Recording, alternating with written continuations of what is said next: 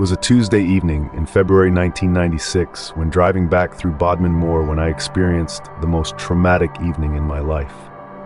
This is my account. The sky was a somber gray and had smothered any moonlight as evening fell, along with any warmth.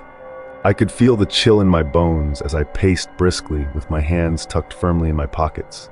Breaking down on a back road to the arse end of nowhere was not how I planned my evening. I turned one last time before disappearing around a bend to see the orange hazards blinking back at me, in the knowledge that Diane was at least in some comfort, waiting for me to return with help. I'd left the heater on for her, but it wouldn't be long before that diminished or a flat battery. The tall silhouette of trees either side of the road peered down at me like angry gods in the dark. It was only my 5th date with Diane, but it was everything I hoped it would be. I just hoped this inconvenience had not altered her opinion of me. I'd walked a good 2 miles now and the cold had made camp on my face. It was eerily quite as well, with just the nocturnal noises of wildlife bellowing around the woods either side of me. I picked up the pace and I could feel my lungs burning with each quick but long stride I took. I then came to a crest and sprinted to the top like it was the top of a mountain. But as I reached the summit, my hopes were crushed. I stopped to get my breath and rest my hands on knees as I peered into the void. There are no lights anywhere on the horizon, and as far as I could make out, it was another 3 miles of back road to God knows where. I yelled in anger at the top of my lungs, and my voice echoed around the woods. I hope Diane is not too cold, were my thoughts now. 2 hours ago, we were sat by an open fire in a village pub, sipping wine and whispering conversations that gave me butterflies, like young love does. And now here I was running in the dark with no clue where I was heading. I needed a phone, I needed some warmth, but most of all I just wanted this evening to be over. I checked my watch, 11:55 p.m. Maybe I thought I could just return to the car and wait till morning. At least I'd have some company. I turned around and peered back, but there was no sign of the blinkers. I knew I'd gone too far now, but somehow looking back made me feel some sense of comfort. I carried on, muttering to myself about how stupid I felt about breaking down, playing each moment minute by minute, and wondering if I missed a sound, a mechanical sound, something I ignored. And to make things worse, I had no tools in the car. You idiot, Carl. I tried to keep a brisk pace, but my lungs had other ideas, and my nose was leaking halfway down my face from the cold. It was then I heard a familiar noise behind me. I turned to see headlights flickering on the horizon, and my hopes were suddenly raised to the point I'd forgotten how cold I actually felt. I positioned myself as far into the road as I dare, in the hope of getting their attention, and waved my extended arm. The car slowed much to my relief and pulled alongside. A man in a dark-colored BMW drew down his window and smiled at me. "You look like you need a lift, lad," he said. I nodded quickly. "You're a lifesaver, thanks," I smiled back. "Hop in then," he said. He was a middle-aged man, I guessed about mid-40s, with graying hair, clean-shaven, with a corporate look about him. Certainly he was well-tailored in a dark suit. Maybe he's a salesman, I thought. He certainly looked the type. I nestled into the black leather seat and immediately felt the warm air surround me like a well-needed blanket. I then thought about Diane, alone in my car with the temperature dropping with each minute I delayed in getting help. I wanted him to hurry up and drive but he was hell-bent on engaging in conversation at the side of the road. "Thanks for stopping. It's been a bit of a nightmare tonight," I explained, moving my hands toward the heater. "Is that your Ford Escort I passed a few miles back?" he asked, pointing behind him. I nodded. "Yes, damn thing broke down on me. Couldn't have been the main road. Oh no, that would be too convenient." I grinned. Breaking down is never convenient in my book. I turned to the driver and asked, "Did you happen to see my girlfriend in the car as you drove past?" I asked, anxious for a reply. "There was someone in the passenger seat, yes." I felt a small sense of relief. The driver extended a hand. "I'm Victor Mace," I remembered him saying. I shook his hand. It was a damn sight warmer than mine. Victor turned to me, his arm resting on the wheel. "You're lucky I took the shortcut tonight. Usually stick to main road, but I'm late tonight and figured this road would kill off a good 7 miles. I nodded with a smile, but inside I was yelling, "Go, I haven't got all night." But how can I be rude to the one person who might actually save me tonight, and quite possibly save my relationship? I looked at my watch as a subtle cue as to my urgency, but unfortunately, it went unnoticed. "So how come you're out this late on a road like this?" he asked me. More chit-chat I didn't need. I cleared my throat and felt my hands rubbing the tops of my jeans in anxiety, willing the car to go. "Oh, we went to the village pub just off the B road, and I took a wrong turning, but figured if I carry on, it will eventually meet up with the main road." I told him. Victor shook his head at me. "No, it won't."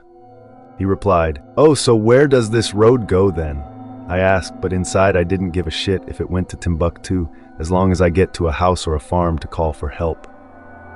"Over the moors," he replied. "You looking for a phone then, lad?" Yes, I am, so I can call someone out."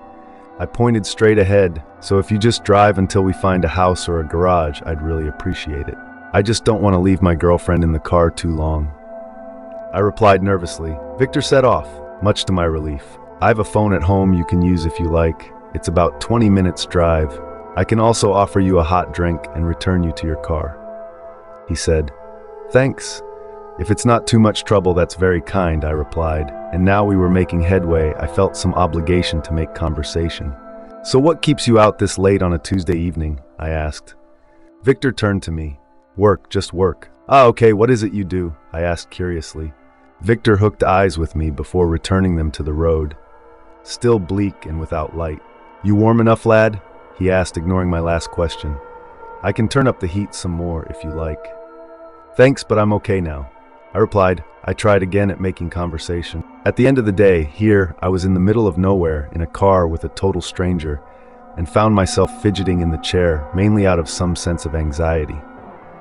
"I had you down as a salesman. Think it's the suit. I'm a freelance photographer, so casual is my go-to attire," I joked. Victor said nothing. He just looked across at me and then returned his attention to the road. I felt my left hand caressing the leather bolster and my eyes searching the door for the latch. My brain was trying to calculate the chances of surviving a fall at this speed if I were to open the door for a quick getaway. I was beginning to feel the full weight of what real paranoia felt like, and I didn't like the taste. I looked down to my right to where my seatbelt was anchored. How quickly could I disconnect the seatbelt, open the door, and roll out? I've seen it a million times in the movies, but it seemed 1,000 times scarier in real life. "Stop being silly," I told myself. He's obviously just a private person. But somehow I found myself asking more questions. "Will your family be up at this hour?" Victor turned to me again. "I don't have a family. I live alone. Much prefer it that way, lad," he replied. I decided to withdraw from any further questions and settled into the seat with my thoughts again turning to Diane alone in the car. It had been an hour now, and I was anxious to return to her as soon as possible. But then my eyes fell on his keys swinging from the ignition barrel. I hadn't noticed it before. A small photo key ring and a blue unicorn toy. It was a strange thing to have for a man with no family. My curiosity was now like a naughty child seeking attention and difficult to ignore. So to that end, I had to make an excuse to use the interior light. "Do you mind if I switch the light on for a second? I think I may have got oil on my best shirt when I was trying to fix the car." "My girlfriend will freak," I laughed, lying through my teeth. "Sure," he replied coldly with no reciprocal or jovial comment. I flicked the interior light on for a moment, pretending to check my shirt tails, but my eyes were firmly fixed on the swinging keychain with the unicorn toy. I only had a small window of opportunity where the interior light and the angle of the photo key ring were aligned to the point where I see it clearly. It was the headshot of a middle-aged couple on a tropical beach somewhere, and between them stood a young girl of about 3 or 4. But then as the key ring swung around to the momentum of the car, I grabbed a glimpse of the writing on the back. Jackson's Bar, Barbados. My eyes were then drawn to something in my footwell, which I hadn't noticed in the dark. A white envelope with an address that was not even in the same county. Even more unnerving was the name on the envelope. Mr. and Mrs. Reynolds. Something felt very wrong. I couldn't help myself but ask an obvious question. "You traveled much?" I then followed it up with another lie. "I get to travel to some nice places in my work. The Caribbean is just incredible. You ever been?" Victor left his eyes on the road and replied, Nope, I had a gut feeling and an urgency to probe some more. You have any children? I'd like kids one day, I said nervously. Victor replied. By now, my gut feeling had transcended to a full-on fear. I could feel my heart beating in my throat and could not shake the feeling that this somehow was not his car. My thoughts turned once more to jumping out, and my paranoia played tricks on me. Victor then slowed the car and turned into a narrow drive off the back road. It was a small red brick bungalow surrounded by an abundance of overgrown shrubs and bushes. An exterior light flicked on and bathed the front in a yellow tinge. This was not a well-kept property. The large front windows were obscured with sheets of newspaper stuck to the inside. Faded and yellowed. Victor undid his seatbelt. Wait here, lad, I just need to sort something before you come in. Victor rolled out the car and made his way to the front door. I didn't like this at all. My whole body screamed, get the fuck out of here. But out of fight, flight, or freeze, my body was firmly logged in freeze. But then I turned to the back seat and saw the one thing that convinced me this was definitely not his car. A baby seat. I didn't even want to try and imagine why he had this car. All I knew now was that I couldn't step one foot in that place for fear it would be my last. I glanced across and saw the keys still in the ignition. Adrenaline hit me like a junkie's fix. If I don't make a move now, I never will. I shot a look to the front door, still ajar, and leapt across to the driver's seat, my hands trembling as I fumbled the keys. I started the engine and hit reverse, spinning off into the middle of the road before slamming it into first. I laughed hard, but it was a nervous laugh and nothing remotely humorous about the situation I had just avoided. My hands were shaking hard, and the adrenaline had sent me into a state of shock. I headed back as fast as I dare back toward Diane. By now, the winter sky gave way to sleet, which danced in the headlights like sparkly diamonds. My eyes fixed on the rear-view mirror, expecting a set of lights to give chase. But why would they? There was no other vehicle on the drive. I thumped the wheel. Fuck you, I yelled with tears falling down my face. I had a plan. Pick up Diane, go home, and in the morning I would visit the police station. But as my mind circled with 1,000 thoughts, the car suddenly jerked to the right, and I fought the steering, narrowly missing the thick hedgerow at the side of the road. Shit, I sprung out the driver's seat and gazed in frustration at the flat tire. Fuck, I yelled again. I figured I was only 2 or 3 miles away from Victor. I had a choice, limp back to my car with the flat or change it here. I figured I'd take my chances and fix it here. That way, me and Diane could just head straight home. I pulled the keys from the ignition and popped the boot for the spare. It was then my whole world came crashing down around me. All this time, I was only a few feet away from pure evil. There in the boot lay the body of Diane with her throat cut, her glazed eyes staring straight at me. It was the worst night of my life.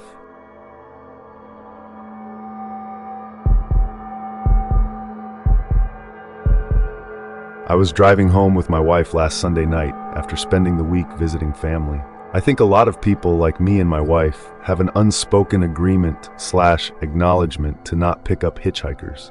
We were taught growing up that anyone on the side of the road was probably some sort of serial killer or kidnapper wanting to catch anyone kind enough to pull over for them. So we just drive on by pretending we don't see them. When I was driving that night, I saw an elderly woman standing beside the road with her thumb out. I almost didn't see her since she was hunched over in a black coat that blended into the dark, but the wrinkled skin of her hand was so white and pale that it was practically blinding. Like I said before, I don't pick up hitchhikers. I never pick up hitchhikers. However, for some reason, I locked eyes with the poor woman, and my body just worked on its own to pull over and let her in. I didn't think about it really, but I could tell from my wife's side glance that I fit up. The car ride itself was fine, I think. At one point, my wife accepted some homemade peanut brittle from the older woman, which was surprising to say the least. I took it as a sign that she was starting to see that the woman wasn't going to hurt us and that I made the right decision. But as you'll read soon, I was definitely wrong. When we finally dropped the woman off, me and my wife sat together in the car to talk for a bit. It started off with a light conversation about how she wished that I had asked her first before making that decision and whatnot. But in the middle of talking, she just kind of zoned out. I kept trying to explain to her that I wasn't thinking about my actions and that I was sorry, but she just started telling me to drive. She was getting more and more urgent about it, which I didn't understand until I looked out the rearview mirror. The elderly woman that we had just dropped off was sprinting, not running, sprinting towards our car at full speed, sobbing and screaming random nonsense like, "She's not me, and I'm not her." Needless to say, I put the pedal to the metal and drove the hell out of Dodge. We haven't talked since that night. If we dropped that woman off about 5 minutes too late, she probably would have acted crazy in the car and gotten at least one of us hurt. I feel horrible about my actions that night, and my wife's silence is only making me feel worse. I understand that she is mad, but instead of trying to talk it out, she just stares at me. It always happens when my back is turned or when I think I'm alone, and I think she does it to freak me out, to make me feel the same way she felt that night in the car or something. There's been nights where I accidentally wake up too early from a deep sleep, and I can just feel her eyes staring at me from behind my back. There was even a time recently when I was doing work on my computer and that feeling of being watched came back. But after turning around and seeing that no one was in the room, I just ignored it and went back to typing. After a little bit, I finished up what I was doing and got up from my chair to stretch when I saw her peering out of the closet. Her eyes were so wide that it almost looked like she didn't even have eyelids, and her fingers that were holding the edge of the sliding door were long and spindly like spider legs. It scared the shit out of me, and when I confronted her about it, she just slinked out of the room and into the kitchen. It took a little while for me to collect my thoughts before following her lead and heading to the kitchen. Not necessarily because I wanted to be around her at that moment, but so I could check on her and be there if she decided to talk. I vividly remember seeing my lover hunched over a fresh pan of peanut brittle, steaming as its heat fought against the cold air that hung around her presence. She wouldn't have noticed me if I hadn't gasped in shock at her appearance, which I feel terrible saying about my wife, but she had those same lidless eyes that looked like they were about to roll right out of their sockets. Her head snapped in my direction, her joints popping into place as she started to slither towards me. "I need to go to bed," I told her while backing myself against the bedroom door. "I'm not hungry right now, but thank you." She kept moving towards me like I hadn't said anything at all. Her teeth chattered, and her long nails clicked against the hardwood floor when she decided it would be better to crawl towards me on all fours, limbs overlapping each other like some fucked up game of Twister. I was terrified at this point, but my words came out of me as if they were brewed from anger. "Screw this, you may not be ready to talk to me yet, but I will never be ready to deal with this bullshit. I'm gonna bed. Feel free to sleep on the couch if you're going to act like this." I went into our room and locked the door before hiding under the blanket, like a kid afraid of what could be lurking in the darkness of his room. I was too scared to feel sorry for her at this point, because this was the point I began realizing that this was not the woman I married. The last straw was when I woke up today to the smell of peanuts. When I was slowly opening my eyes and adjusting to the light, there was a blurred image of my wife sitting on top of my chest, holding a broken piece of brittle to my mouth. "Eat," she growled at me in a weathered voice while the peanut brittle kissed my bottom lip. This was the first time she had spoken to me since that night with the hitchhiker. This one word stuck to me like glitter on my scalp, and up until now I had no clue the impact a single word could have on a human being. I inched myself up from the bed and took the brittle in my hand, my eyes locked with hers in a stare. "Thank you," I said. "I'll eat this while I'm on my way to work." I needed some sort of excuse to leave the house, and I prayed that the woman I had previously believed to be my wife didn't know that I worked from home. She screamed at me in response, a loud, wordless shriek that rattled my eardrums, before coiling her hands around my throat like a python to its prey. I was trying to tell her to stop. I really was, but the sentences only bubbled out as wasted oxygen as I struggled to get myself free. I was clawing and digging my fingers into whatever cracks and crevices I could find between my neck and her hands, thrashing and pulling myself away from the impossible strength my wife possessed, as if I were an animal trying to escape a bear trap. but she only squeezed harder and screamed louder. Then she let go. The hands that had been cupped around my throat went limp and fell to my shoulders before sliding down my chest and resting by her sides. I looked up to see half of her face gone, replaced by what looked like a dropped bowl of spaghetti, before her body collapsed to its side and rolled onto the bedroom floor. The room was strangely quiet while I watched the blood pool around her head and sink through the cracks of the hardwood floor, but eventually a familiar voice snapped me free from the shock. I didn't know what to do. The words slurred together, somehow both sounding calm and panicked. I looked up to see the hitchhiker from the other night, standing and shaking in the doorway while using all of her strength left to lift a shotgun to her chest while the barrel pointed at my dead wife on the floor. I could feel my stomach flip and knot itself so tight that I almost threw up. "Baby," I murmured, both as a statement and a question.